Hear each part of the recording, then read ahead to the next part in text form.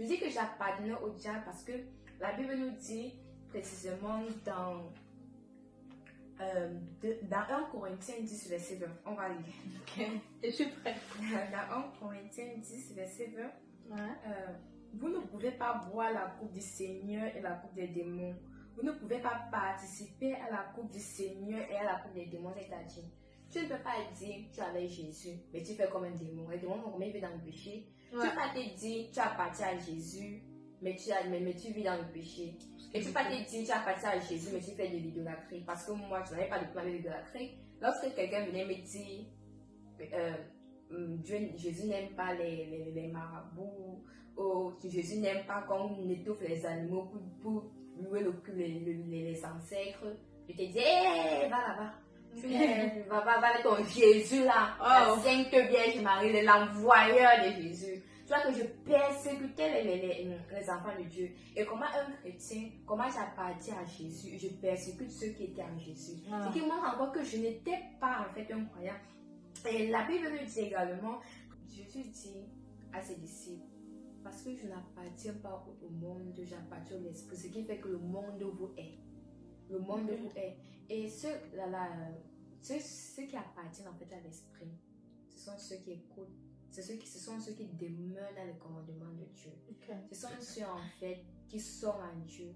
Et quand je voyais une personne qui appartenait à Jésus, quand je voyais une personne qui prêchait l'évangile, je persécutais la personne. C'est-à-dire, j'appartenais au monde.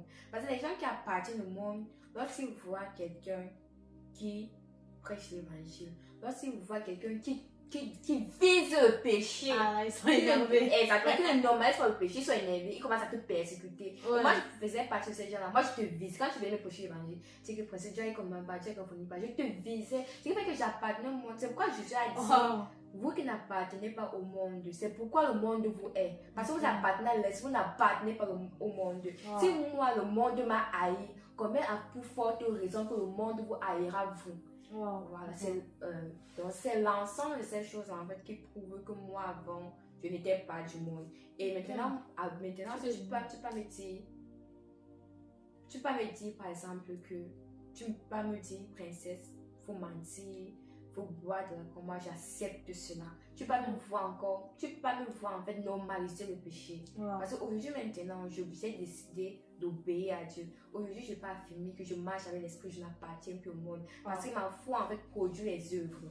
Quand tu regardes ma foi, mes amis proches en fait, ils voient en fait que présentement, si je suis plus la même cette personne, ils savent que présentement, si ils ne feront plus certains débats avec moi. Par exemple, les débats, par exemple, les relations copine-copain, où j'encourageais et tout. Maintenant, si je ne peux plus accepter, donc en fait, en ce qui concerne le péché, tu me vois plus normaliser le péché.